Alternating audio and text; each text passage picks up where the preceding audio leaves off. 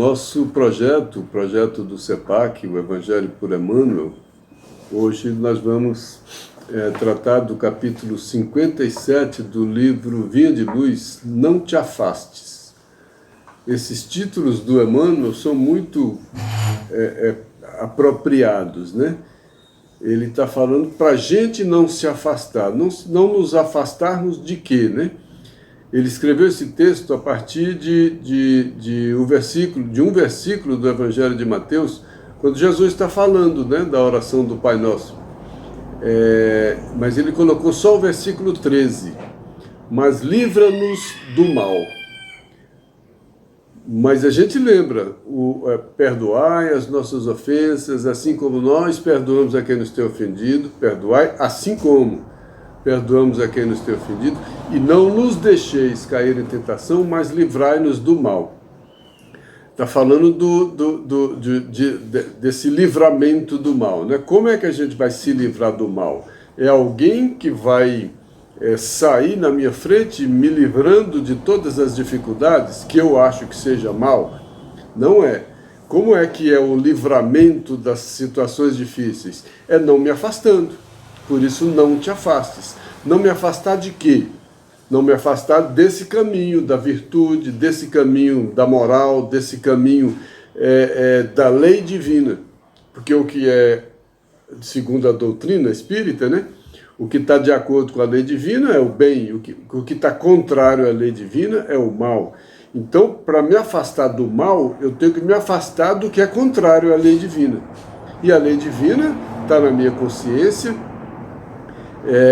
e essa minha consciência vai me acusando. Toda vez que eu me afasto do mal, essa lei divina me acusa. Eu sinto o meu dever, e o meu dever é a bússola que me orienta a não me afastar do mal. O meu dever é a bússola que me orienta, através da consciência, e o dever é a manifestação da consciência, a não me afastar do mal, a ficar sempre sem esse afastamento da lei divina. E quando eu não me afasto da lei divina, eu me oriento por ela. Aí não sou mais eu quem vive, é a lei divina que vive em mim. Portanto, não sou mais eu quem vive, é Jesus que vive em mim, como dizia Paulo de Tarso. Então, quando eu disser não sou mais eu quem vive, quem não vive mais? As tentações, aquilo que é imperfeito, as tentações que me vencem. E essas tentações que me vencem não me permitem me afastar do mal, se elas me vencerem. Aí está pedindo, mas livra-nos do mal, e não nos deixeis cair em tentação, mas livrai-nos do mal. Como não me deixar cair em tentação? Será que alguém vai chegar para mim e falar, não, você vai resolver tudo e não vai mais cair em tentação? Isso aí é a maneira da oração me influenciar, da oração me fortalecer, para que eu, fortalecido, inspirado, intuído pelas energias, pelas forças da oração, que é uma conexão, eu tenho forças para vencer as tentações. Aí eu me afasto do mal. Olha, que tem toda uma volta, mas o raciocínio é relativamente simples. Mas onde acontece tudo isso? Onde acontece esse afastamento do mal? Onde acontecem as tentações? Onde acontece todo esse processo de seguir a lei divina ou não seguir a lei divina? No mundo. É aqui no mundo, né? E aí o Emmanuel diz, na primeira frase do texto, ele diz exatamente isso. A superfície do mundo é indiscutivelmente a grande escola dos espíritos encarnados. Então o mundo é essa escola, é hospital, é escola, mas é a escola no sentido de permitir que eu me afaste do mal, que eu não me afaste da lei divina.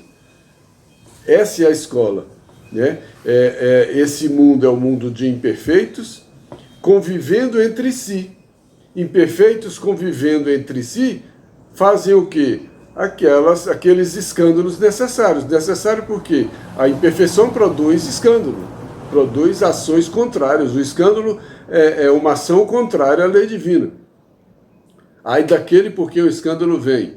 Se eu não consigo cometer uma ação de acordo com a lei divina e cometo uma ação contrária à lei divina, ai de mim, como ai de mim? Eu recebo as consequências da minha ação na mesma medida, na mesma proporção. Então o mundo é essa escola onde eu aprendo tudo isso, através desses mecanismos, através da lei divina, através da ação e reação, através da causa, através da consequência, né? Aí eu vou vivendo esse escândalo necessário, porque eu convivo com quem comete escândalos, e eu também cometo escândalos, portanto todos nós vivemos uns com os outros cometendo escândalos. Por isso, perdoai as nossas ofensas assim como nós perdoamos a quem nos tem ofendido. Porque na mesma medida em que a gente perdoa, o nosso coração vai ficando mais próximo à lei divina, porque a lei divina é amor. Então, na medida em que o amor se apropria de mim, que vai se apropriando do meu sentimento, do meu coração, eu vou aprendendo a perdoar. E na medida em que eu vou aprendendo a perdoar, eu também tenho esse perdão que é o consolo, que é a paz, né? A oração que Jesus fez em relação aos discípulos, né? Pai, não peço que os tires do mundo, mas os livres do mal. Ué, o que Jesus pediu com relação aos discípulos? Seus diletos, né? Pediu o quê? Olha, eu não estou pedindo para tirar do mundo. Isso ele não estava falando para o Pai, ele estava falando para deixar para a gente essa mensagem. Que ninguém pede para sair do mundo, pede para enfrentar as dificuldades do mundo, nos livrando do mal, aprendendo no mundo o caminho da lei divina. Porque é no mundo que a gente põe a nossa consciência da lei divina à prova. É onde a gente dá o testemunho de que estamos caminhando de acordo com a lei divina, seguindo o roteiro da lei divina, que é o caminho que Jesus ensinou, que é o caminho da verdade e da vida. Mas eu e o Emmanuel disse que muitos discípulos do Evangelho, quando tem uma pequena luz de evolução, eles acham que o mundo é pouco para eles, né? Ele diz que descortina alguns raios de luz espiritual e afirmam-se declarados inimigos da experiência humana. O mundo está muito imperfeito, o mundo está cheio de problema, o mundo está cheio de gente que não presta, o mundo está cheio disso, disso e daquilo. É esse o mundo que nós vivemos. Eu não estou no lugar errado. Eu não estou convivendo com as pessoas erradas. Eu não estou nas circunstâncias erradas.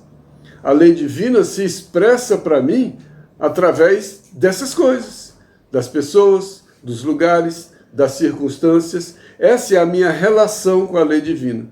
Eu não consigo me livrar disso porque o cumprimento da lei divina em mim é exatamente o lugar certo que eu estou, as pessoas certas que convivem comigo e as circunstâncias adequadas que acontecem comigo como consequência dos atos anteriores que eu cometi. Então não tem como eu achar isso, né? E o Emmanuel disse que muita gente foge dos mais nobres testemunhos de viver entre os homens, de viver entre aqueles imperfeitos como ele. E aí, condenando a paisagem a que foram conduzidos pelo Senhor, que é o lugar certo, para o serviço do bem, que é o serviço de afastamento do mal, retraem-se e recuam. Retraem-se da luta e recuam do esforço de santificação. Então a gente não entende que está no lugar certo, com as pessoas certas, das circunstâncias adequadas. E como diz o Emmanuel, basta alguns raios de luz espiritual que a gente acha que a gente está bom demais para o mundo. E que o mundo não merece a nossa presença porque a gente é santo, porque a gente é perfeito. E Emmanuel, continuando, ele diz que nesse momento as pessoas se declaram desejosas da união com Cristo, mas ao mesmo tempo que elas se declaram desejosas da união com Cristo, elas se esquecem que Jesus nunca abandonou a humanidade. Ele estava aqui, viveu entre os homens, entre aqueles entre todos aqueles que o traíram, entre quem o negou, entre quem o traiu também, quem o entregou, entre aqueles que o crucificaram, que ridicularizaram, entre os homens. Que ele sabia que ele veio entre os doentes, ele veio para os doentes, ele não veio para os sãos. Se fosse para os sãos, ele não teria vindo para aqui, para esse planeta. Ele ficaria onde ele estava, porque ele já estava em comunhão com o Pai, ele já estava em comunhão com o amor, ele já estava no lugar onde não tinha mais esses escândalos. Ele desceu para o lugar dos escândalos para isso, né? Por isso, Jesus rogou ao Senhor Supremo nos liberte do mal, mas não pediu o afastamento da luta, né? Que os livres do mal, mas no mundo. Então, o mundo é a nossa luta. É aqui que a gente precisa mostrar coragem, persistência, paciência e colocar à prova toda a nossa condição, todo o nosso ensinamento que tem chegado aos poucos ao nosso coração, à nossa consciência. E à medida em que esse amor, que representado pelo ensinamento de Jesus, representado pela lei divina, representado pela divindade, à medida em que esse amor vai chegando para nós, para o nosso coração, que estava de porta fechada, e quem fechava a porta do nosso coração éramos nós mesmos, era o nosso egoísmo, o nosso orgulho, a nossa vaidade, a nossa avareza, as nossas imperfeições de maneira geral, são as portas e janelas do nosso coração que são fechadas para a presença da luz, que é a presença da lei divina que a gente nega. Aí o Emmanuel diz, para esse pessoal que quer a união com o Cristo, mas não quer o sacrifício, ele diz, essas pessoas estimam sobretudo a oração, mas repetindo as sublimes palavras da prece dominical, eles negam que Jesus rogou ao Senhor a libertação do mal e não o afastamento da luta. Então a questão não é somente de oração. A oração é um elemento, um instrumento de socorro, de auxílio, de energia, de fluido, de inspiração, de intuição e um grande socorro. Mas eu preciso me utilizar desse socorro divino para, com esse socorro, me fortalecer para a luta e no mundo. Esse socorro não é me tirar da luta. Esse socorro me fortalece, me traz consciência, me traz disposição, me traz persistência, me traz paciência para essa luta. Então não adianta eu achar que o problema meu é o mundo. Meu problema não é o mundo. Meu problema sou eu. Emmanuel diz que nós somos em nós mesmos o nosso maior problema. Então o meu maior problema não está lá fora. Meu maior problema não são as pessoas, não são os lugares, não são as circunstâncias. O meu maior problema sou eu. Porque é esse coração que está fechado à presença do amor, que é a presença da lei divina. E Emmanuel continua nessa mesma linha. A sabedoria do cristianismo não consiste em insular o aprendiz na santidade artificialista. O que ele está dizendo? A sabedoria do cristianismo é uma sabedoria. Então, sabedoria não é só louvação, embora nada contra. Essa louvação faz parte de um processo de captação de forças, é isso que a gente comentou, da força da prece, da oração. A sabedoria do cristianismo não consiste nessa santidade artificialista. Por quê? Não é esse santo de boca para fora. Não é esse santo que repete frases da oração e lá por dentro não faz transformação nenhuma. Então o que me faz melhorar não é eu ficar repetindo preces prontas. Não é eu ficar repetindo orações prontas. O que me faz melhorar sou eu me transformar. Não é santidade artificialista. E sim, em fazer essa transformação ao largo do concurso ativo da transformação do mal em bem, da treva em luz, da dor em bênção. Então, minha maior questão não é essa santidade artificialista, não é essa santidade artificial, não é essa falsa santidade. Essa falsa santidade, Jesus já criticava muito. O que é essa falsa santidade? A hipocrisia. Ele falava da hipocrisia dos fariseus. Então, chega de hipocrisia. Nós somos novos fariseus dos tempos modernos, emitindo coisas prontas, tudo artificial. Por que artificial? Porque não parte da gente, porque não parte do coração, porque não parte do nosso sentimento, porque não parte daquilo que a gente é, e porque a gente não se transforma com isso. Então, na verdade, o que consiste, né, a sabedoria do cristianismo? É no concurso ativo de transformação. Que transformação? Do mal em bem, livra-nos do mal. É essa força para essa transformação. Do mal em bem, da treva em luz, da dor em bênção. Aí eu deixo de ser aquele morto que Jesus falava, deixa os mortos o cuidado de enterrar os seus mortos. Por quê? Quem eram esses mortos? Que não estavam vivendo no bem, no mal, não estavam vivendo na luz e sim na treva, não estavam vivendo na bênção e sim na dor. Então eles estavam vivendo no mundo como pessoas ausentes da vida espiritual, como mortos do espírito. Aí ele ainda brinca com a gente, né? O mestre não fugiu aos discípulos, Jesus não fugiu do mundo. Os discípulos é que fugiram dele na hora extrema do testemunho. Ele não se afastou dos homens, Jesus não se afastou dos homens. Os homens é que o expulsaram pela crucificação. Então Jesus não desistiu do mundo. Com toda a sua perfeição, ele não saiu do mundo, ele não desistiu do mundo. Ele falava que ele estava aqui para os doentes, né? E não fugiu de nada. E ele deu uma prova disso, está no Evangelho de João, capítulo 27, quando ele diz, naquele momento que precedia a crucificação, ele disse, a minha alma está conturbada, mas o que eu vou dizer nessa hora? Pai, me livra dessa hora? Se foi para essa hora que eu vim. Olha que consciência, olha que ensinamento. Isso não era, na verdade, ele dizendo, era ele ensinando, né? O que eu vou dizer na hora dos meus apertos, na hora do meu sufoco? Eu vou fazer essa prece decorada, desesperada, inconsciente, infantil, ingênua. Pai, me livra dessa hora também? Como eu vou dizer a todo momento, na hora da dificuldade, na hora que eu tenho que vencer essa dificuldade, que superar minhas tentações, que transformar a treva em luz? Eu vou dizer o quê? Pai, me livra desse professor? É na hora da aula difícil, eu pedi para Deus tirar o professor da minha frente.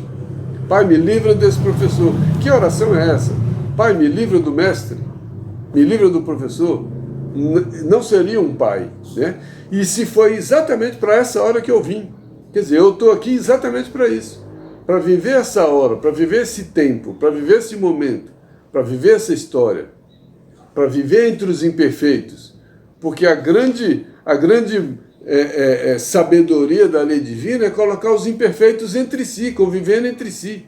Eles podem viver se odiando, eles podem viver se matando, e à medida em que eles vão vivendo, se enganando, se trapaceando, se negando, se traindo, se enganando, se matando, o que está acontecendo?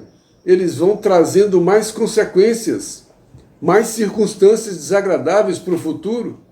Eles vão trazendo mais lugares que não querem, mais pessoas que não desejariam, mas eles precisam viver nesses lugares, com essas pessoas e com essas circunstâncias, para superar esse momento, para superar essa condição, porque é aí no mundo.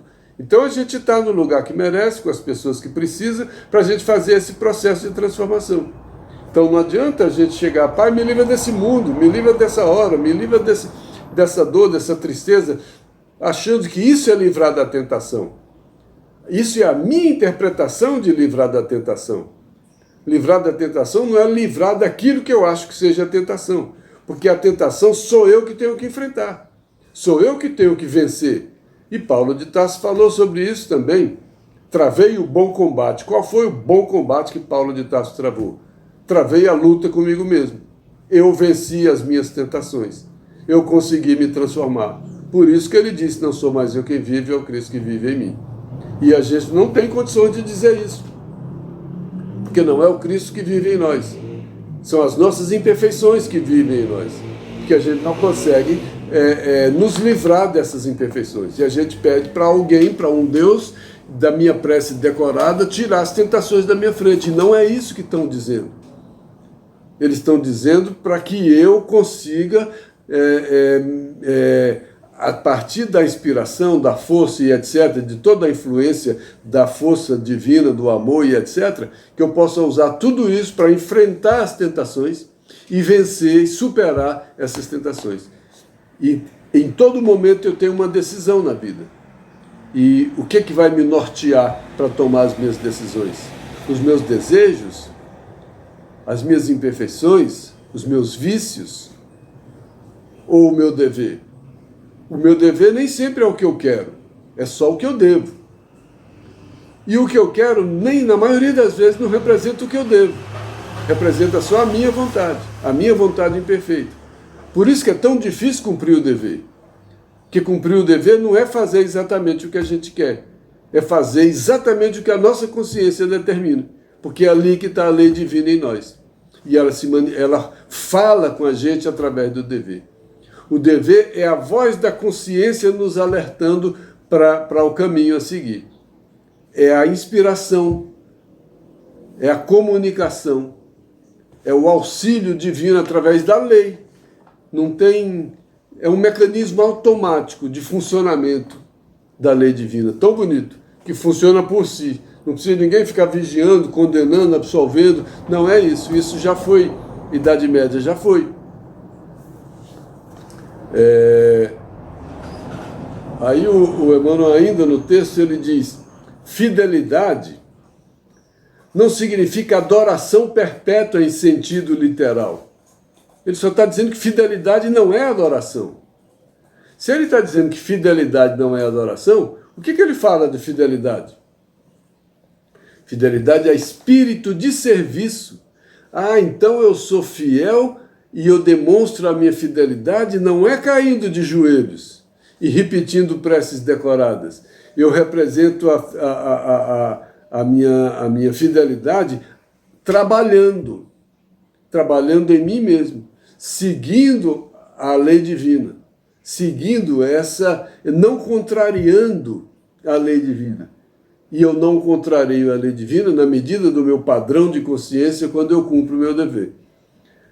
Então, fidelidade é espírito de serviço até o último dia de força utilizável no mecanismo fisiológico. Como? Aqui já vai uma condenação à eutanásia. Fidelidade é trabalhar em mim mesmo até o último dia de vida. Então, se eu tiver com medo de enfrentar a dor dos últimos momentos de uma doença ou qualquer coisa, pedir alguém para desligar o aparelho, pedir alguém para me dar uma injeção para abreviar meu sofrimento, eu estou sendo fiel? Não, eu não estou tendo o espírito de serviço. Eu estou fugindo da minha luta. Então, para o cristão, enfrentar a luta é fidelidade. E aí no outro texto, que chama Comungar com Deus, que está no livro Coletâneas do Além, do Chico, ele fala de fidelidade e comunhão. Ele diz que a fidelidade e a comunhão são virtudes que se completam, mas que se singularizam. Então, fidelidade e virtude se completam. Porque se eu sou fiel ao trabalho, eu adquiro virtudes. Então, são virtudes que se completam. Fidelidade e comunhão. Eu vou atingir a comunhão se eu for fiel ao serviço de minha transformação. Então, não é se eu ficar... não sou eu que sou implicado, mas é o que o texto está dizendo, se eu for ficar rezando, repetindo rezas o dia inteiro, rezas de boca para fora. Isso não vou chegar à comunhão repetindo rezas que não saem de dentro de mim, que não têm significado para mim, que não representam esse coração sendo invadido pela presença da luz, do amor, da sabedoria, da virtude, etc. Que é só uma coisa pronta, repetida. Então, eu sou fiel, quando eu tenho o espírito de serviço. E o espírito de serviço é vencer minhas tentações. Porque aí estão me livrando do mal. Ah, então quando ele fala lá, mas livra-nos do mal, é um livramento que dá trabalho. Não é um livramento privilegiado. Não, é um livramento que vai conseguir cada um, mas é mérito. É merecimento. Por isso que a lei divina é justa. Porque aí tem que ter... não seria justo. Um cara cheio de bondade, mas que não rezava, tem problema. E um cara que cheio de maldade, mas que repetia todo dia as mesmas coisas vindas de fora, de boca para fora, esse se dá bem? No sentido espiritual? É complicado, né? Aí o Emmanuel diz que fidelidade e comunhão são virtudes que se completam. Se completam porque, através da fidelidade, a gente atinge a comunhão. Mas a fidelidade precede a comunhão. Então é um pré-requisito, é uma condição.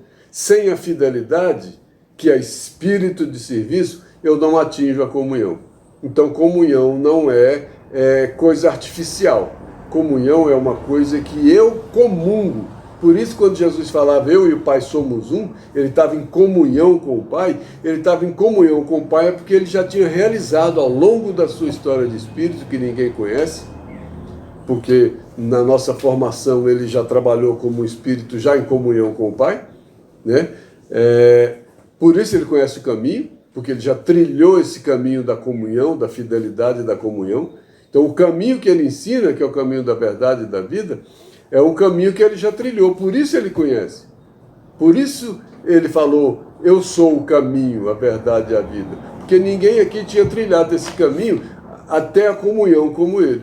E ele estava sendo alguém a ensinar esse caminho, porque ele conhecia o caminho, porque ele já tinha trilhado.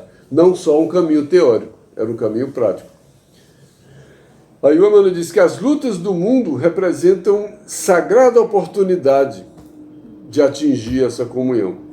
Então, fugir das lutas do mundo é fugir da fidelidade.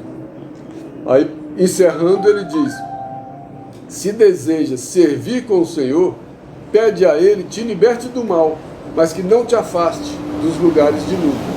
Me liberte do mal, mas não vai me tirar as pessoas que eu preciso conviver, o lugar que eu preciso conviver e nem as circunstâncias que são minhas, a fim de que eu aprenda, em companhia dele, a cooperar na execução da vontade celeste, quando, como e onde for necessário. Então a questão fidelidade a esse espírito de serviço, e esse espírito de serviço representa essa vontade celeste, que é a vontade da lei divina. Quando, como e onde for necessário. For necessário para quem? Acaba sendo necessário para mim. É o necessário para a minha libertação do mal. E para isso eu não posso me afastar. Por isso que Emmanuel deu o título de Não Te Afastes. Que sabedoria de texto, né? Era esse o texto, pequenos comentários, mas cabe muito mais aprofundamento, reflexão, e o texto está aí. Livro Via de Luz, capítulo 57, qualquer um pode ler e pensar e refletir e buscar dentro de si mesmo a interpretação e o sentimento desse texto e a mensagem que ele traz. Que Deus nos abençoe.